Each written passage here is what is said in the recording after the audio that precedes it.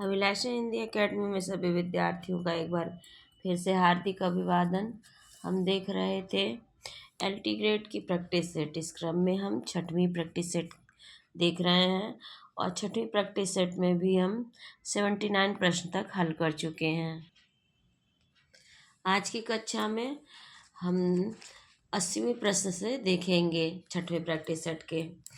छठवें practice set का ये 80वां प्रश्न है और हमारा आज की कक्षा का ये पहला प्रश्न होगा। इत्यम भूत लक्षणे सूत्र है करण कारक का, संप्रदान कारक का, अपादान कारक का या अधिकरण कारक का। तो इत्यम भूत लक्षणे सूत्र है करण कारक का। विद्यार्थियों, आप सभी से रिक्वेस्ट है, पहली बार चैनल पर आए हैं या अभी तक चैनल को सब्सक्राइब नहीं किया तो जरूर से जरूर लाइक शेयर सब्सक्राइब और कमेंट करना ना भूलें। 81वां प्रश्न है, मछली घर नामक काव्य संग्रह के संपादक हैं। तो मछली घर नामक काव्य संग्रह के संपादक विजय देव नारायण शाही जी हैं। भरत मुनि ने रस के कितने भेद माने हैं। तो भरत मुनि ने रस के 8 भेद माने हैं। भरत मुनि के अनुसार रसों की संख्या 8 है। इन्होंने शांत रस को रस की श्रेणी में नहीं रखा है। गौरव शब्द किस तद्धित प्रत्यय के योग से बना है। तो गौरव में अतद्धित प्रत्यय लगा हुआ है। स्नेहि रिप्सित सूत्र है संप्रदान कारक का। प्रगतिवाद का आधार है रहस्यवाद, हालावाद, प्रकृतिवाद या द्वंद्वात्मक भौतिकवाद। तो प्रगतिवाद का आधार है द्वंद्वात्मक भौतिकवाद। भरत के अनुसार रसों की संख्या, देखिए एक तरह से इसी प्रश्न का रिपीट हो गया फिर से। कितने भेद माने हैं भरत ने, और भरत के अनुसार रसों की संख्या। तो आचार्य भरत मुनि के अनुसार रसों की संख्या 8 है। इन युग्मों में से कौन सा सही नहीं है। नीलोत्पलम, कर्मधारय समास, दशानन, बहुव्रीहि समास, राम लक्ष्मणव, अव्ययीभाव समास या दिवा रात्रि द्वंद्व समास। तो राम लक्ष्मणव में अव्ययीभाव समास नहीं बल्कि द्वंद्व समास होगा। द्वंद्व समास में दोनों पद प्रधान होते हैं। नीलोत्पल में नीला है कमल अर्थात कर्मधार। दशानन, दशानन वाला रावण अर्थात बहुव्रीहि समास। ये सब सही है। जब क्रुद्ध तथा दुह उपसर्ग हो तो किसके प्रति क्रोध या द्रोह किया जाता है। उसकी संज्ञा होती है कर्म संज्ञा। अच्युत चरण तरंगिनी, शिव सिर मालति माल, हरि न बनायो सुरसरी, कीजो इंद्र भाल। इस दोहे के रचनाकार का नाम है रहीम, रसलीन, रसखान या राम सहाय। तो हरि न बनायो सुरसरी, कीजो इंद्र भाल, इस दोहे के रचनाकार हैं रहीम दास जी। वाराणसी का बनारस रूप में विकास उदाहरण है। व्यंजन विपर्य का, व्यंजनागम का, व्यंजन लोप का या स्वर व्यंजनागम का। तो वाराणसी का बनारस में विकास ये व्यंजन विपर्य का उदाहरण है। खेत रहना मुहावरे का अर्थ है युद्ध में शहीद हो जाना। खेत रहना अर्थात युद्ध में शहीद हो जाना। अगला प्रश्न, क्रोशम कुटिला नदी इत्यस्मिन् द्वितीया भवति। क्रोशम कुटिला नदी में द्वितीया विभक्ति किस सूत्र से है। तो इसका उत्तर होगा कला ध्वनोरत्य संयोगे इति सूत्रेण, यानी कला ध्वनोरत्य संयोगे सूत्र से क्रोशम कुटिला नदी में द्वितीय विभक्ति है। रचना काल की दृष्टि से निम्नलिखित कृतियों का सही अनुक्रम बताइए। रचना काल की दृष्टि से सबसे पहले आएगा प्रिय प्रवास।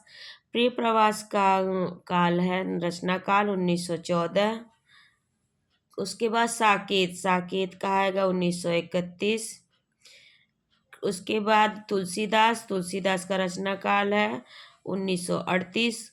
उसके बाद कृष्णायन, कृष्णायन आएगा 1943 में। तो ये क्रम सही होगा।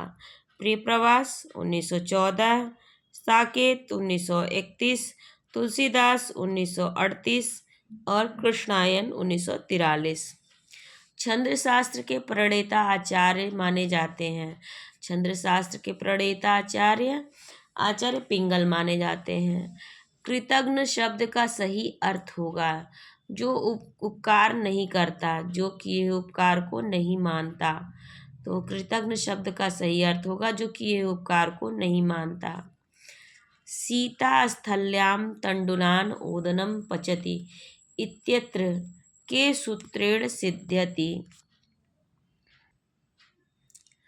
सीता स्थल्यां तण्डुलान् ओदनं पचति, इसमें कौन सा सूत्र लगेगा? तो इसमें सप्तम्याधिकरणे च सूत्र लगेगा। छायावादी प्रवृत्ति की रचना सबसे पहले दिखाई पड़ी थी मुकुटधर पांडे की रचनाओं में। सबसे पहले रामचंद्र शुक्ल ने लिखा है। छायावादी प्रवृत्ति की रचना सबसे पहले दिखाई देने लगी थी मुकुटधर पांडे की रचनाओं में। उद्योग संधि का सही संधि होगा उत्धन योग उद्योग, उद्धन योग उद्योग, उद्धन योग या उद्योग उत्धन अयोग। तो इसका उत्तर होगा उत्धन योग, ऑप्शन ए सही होगा। गमिष्यति धातु रूप में कौन सा अलंकार होगा? गमिष्यति ये भविष्यत काल का रूप है। गमिष्यति भविष्यत काल, लिट लकार भविष्यत काल का रूप है। त्यागपत्र उपन्यास के लेखक का नाम है। त्यागपत्र जैनेन्द्र कुमार की रचना का उपन्यास है। भोला राम का जीव किस विधा की रचना है? भोला राम का जीव ये निबंधात्मक रचना है और ये व्यंग्यात्मक निबंध है। निम्नलिखित शब्दों में से एक वचन है।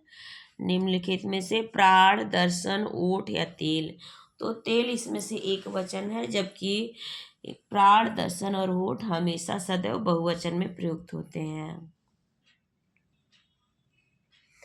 अस्मद शब्द के तृतीया विभक्ति में रूप होगा मया आवाभ्याम अस्माभिः। अस्मद शब्द के तृतीया विभक्ति का रूप मया आवाभ्याम अस्माभिः। निम्नलिखित में से कौन सा सुमेलित नहीं है? श्यामा स्वप्न, जगमोहन सिंह, आश्चर्य वृत्तांत, पंडित अंबिका दत्त व्यास, 100 अजान 1 सुजान, देवदत्त, विधवा विपत्ति, राधाचरण गोस्वामी। 100 अजान 1 सुजान ये बालकृष्ण भट्ट का है, देवदत्त जी का नहीं है। बिंदु में थी तुम सिंधु अनंत, एक सुर में समस्त संगीत, एक कलिका में अखिल वसंत, धरा पर थी तुम स्वयं पुनीत। पंत, पंत की इस रचना में कौन सा काव्य गुण है?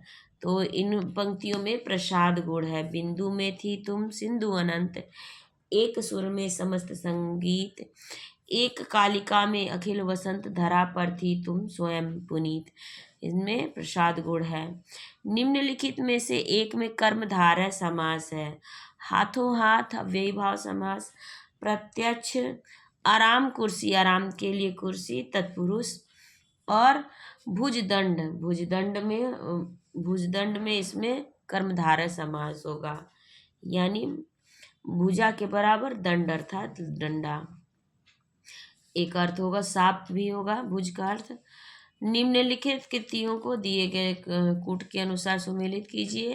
तो 10 कुमार चरितम दंडी की रचना है, नषधीय चरितम श्रीहर्ष की और उत्तर रामचरितम भवभूति की रचना है।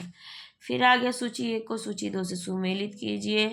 देखिए ये बहुत ही इंपॉर्टेंट क्वेश्चन है, बार बार पूछे जाते हैं। इस बार चारों ही विद्वानों को पूछ लिया है। इन्होंने रस सूत्र की व्याख्या की है। ये चारों रस सूत्र के व्याख्याकार है, अलग अलग टाइम में इन्होंने रस सूत्र की व्याख्या की है। तो देखिए मैंने जो ट्रिक बनाई थी, अभी अभी यानी अभिनव गुप्त का अभिव्यक्तिवाद, शंकुक की अनुमिति से तो शंकुक का अनुमितिवाद, भट्टनायक की भुक्ति लेकर भट्टनायक का भुक्तिवाद, भट्ट लोल्लट की उत्पत्ति हुई, भट्ट लोल्लट का उत्पत्तिवाद। ये क्रम इसका हो जाएगा। ये ट्रिक याद रहेगी तो ये कभी गलत नहीं होगा ये प्रश्न। हिंदी की वैज्ञानिक एवं तकनीकी शब्दावली के निर्माण का कार्य करने वाली संस्था है केंद्रीय हिंदी संस्थान, केंद्रीय अनुवाद ब्यूरो, वैज्ञानिक एवं तकनीकी शब्दावली आयोग। तो इसका उत्तर होगा वैज्ञानिक एवं तकनीकी शब्दावली आयोग। हिंदी की वैज्ञानिक एवं तकनीकी शब्दावली का निर्माण का कार्य करती है। अनंत शब्द का सही संधि विच्छेद होगा अनधन अंत। ऑप्शन बी में दिया हुआ है, यही संधि विच्छेद सही होगा। तो परवारों उर्वशी सुन राधिके सुजान, तू मोहन के उर्वशी है उर्वशी समान। उपरोक्त दोहे में कौन सा अलंकार है? तो इसमें यमक अलंकार है। देखिए उर्वशी, उर्वशी इसमें कई बार आया है। एक उर्वशी का नाम का मतलब होगा उर में बसी अर्थात हृदय में बसी। सुन राधिके सुजान, तू मोहन के उर्वशी। और एक उर्वशी का नाम का मतलब होगा मोहन अर्थात कृष्ण के हृदय में बसी है। और तीसरी उर्वशी का अर्थात होगा उर्वशी अप्सरा, अर्थात ये यहाँ यमक अलंकार है। किस शब्द में आ उपसर्ग नहीं है? आ जन्म में है, आगमन में भी है, आकर्षक और आदरणीय। आकर्षक में भी है, आदरणीय में आ उपसर्ग नहीं लगा है। सुआगतम में कौन सी संधि है? उ धन आ बराबर वा बन रहा है, उ के स्थान पर व आदेश हो रहा है, अर्थात यहाँ पर यड़ संधि है, इको यड़ अच्छी सूत्र से। मनहु उमगी अंग अंग छवि छलक है। तुलसीदास की इस पंक्ति में कौन सी शब्द शक्ति है?